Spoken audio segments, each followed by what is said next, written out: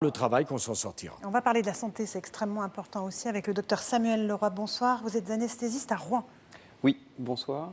Alors, pendant qu'on change de sujet, je vous encourage à vous hydrater, Monsieur le Président, parce que c'est ma responsabilité médicale. Donc, je suis médecin anesthésiste réanimateur dans un hôpital d'excellence, tout simplement parce que, pour plein de critères, il a été classé entre autres numéro 1 du classement des maternités de France par le Figaro. Toutes les femmes qui accouchent chez nous veulent revenir.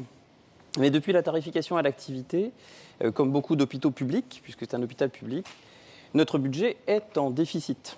En conséquence, nous avons été contraints d'augmenter le nombre de nos accouchements à 3600 accouchements par an, ce qui est la limite acceptable, en termes de sécurité, bien sûr. Mais malheureusement, rien n'y fait et notre hôpital est toujours en déficit.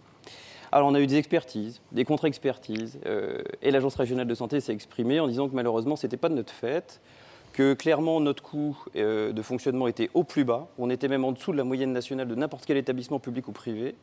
Et que le problème est à la tarification à l'activité. Et oui, la naissance n'est pas considérée comme une activité rentable.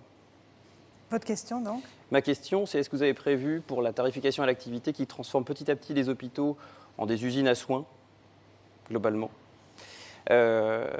sans humanité, est-ce que vous avez prévu un New Hospital Act? Non. Qu'est-ce qui se passait avant la tarification à l'activité? C'était le budget global. Tout le monde s'en plaignait. Pourquoi?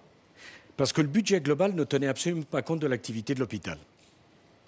Un hôpital, chaque année, on lui redonnait un budget plus l'inflation, quelle que soit son activité. Il est parfaitement normal, docteur, qu'un hôpital ait un budget qui soit fonction de son activité. Je vous interromps tout de suite. On a une activité qui est maximale.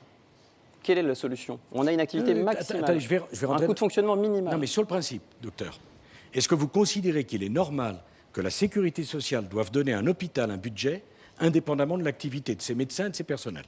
Ma question n'est pas la remise en cause de la tarification, mais la manière dont elle fonctionne, c'est-à-dire mal. Donc, on est bien d'accord que la tarification à l'activité, c'est la seule méthode juste. Si un hôpital fait 150 accouchements de plus une année sur l'autre, on lui augmente son budget. Si un hôpital, le même, fait 150 accouchements de moins, on lui diminue son budget. C'est juste. Deuxième remarque, docteur. Savez-vous depuis 2007 de combien on a augmenté le budget des hôpitaux? 17%.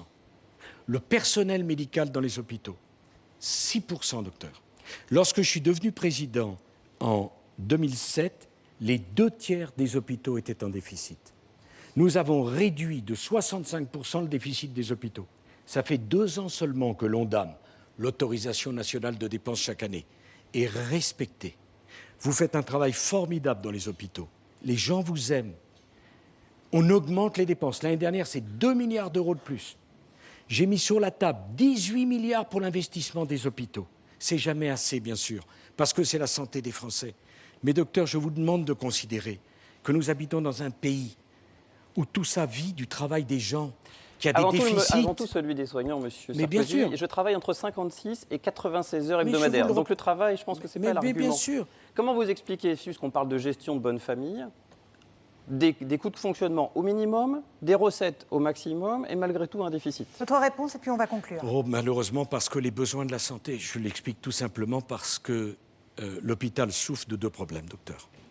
Trop de gens qui viennent aux urgences et qui ne devraient pas y aller. C'est pas notre problème. Parce que on a une maternité, monsieur Sarkozy. Mais, docteur, considérez que votre hôpital est certainement très important, mais c'est le problème de tous les hôpitaux. Qui sont dans les encore, urgences, pour une forte proportion, en déficit, monsieur Sarkozy. Mais vous savez, ce n'est pas un débat politicien. C'est très important de considérer que l'hôpital a 2 problèmes. Trop de gens qui viennent aux urgences. Parce que l'hôpital, c'est le lieu de la maladie aiguë. Or, aujourd'hui, à n'importe quelle heure, on exige de trouver un médecin disponible aux urgences. Et le deuxième problème, comme nous n'avons pas assez de place dans des maisons pour les personnes dépendantes, en aval, les hôpitaux gardent trop longtemps des personnes âgées parce qu'ils restent à l'hôpital, parce qu'ils n'ont pas d'autre solution. Alors que l'hôpital, c'est vraiment le moment de la maladie aiguë. Nous avons des hôpitaux fantastiques, un personnel de très grande qualité. La France mobilise, est le pays de l'OCDE qui met le plus pour la santé des Français, le plus.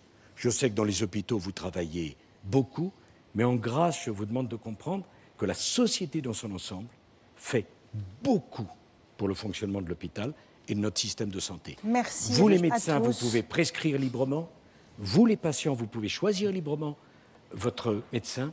Et quand on est malade, on ne vous demande pas votre carte d'identité, votre carte de crédit avant de vous soigner. Merci à C'est un tous. grand progrès qui est celui de la République française. On arrive au terme de cette Merci, émission. Merci Nicolas Sarkozy d'avoir répondu aux questions des Français. Merci à vous tous aussi d'avoir participé à notre émission. Merci aussi aux journalistes qui vous ont questionné. Et puis des remerciements à Jean-Christophe Geffard, Karine Didier et Philippe Morand. Voilà, merci. Bonne fin de soirée sur TF1. À demain.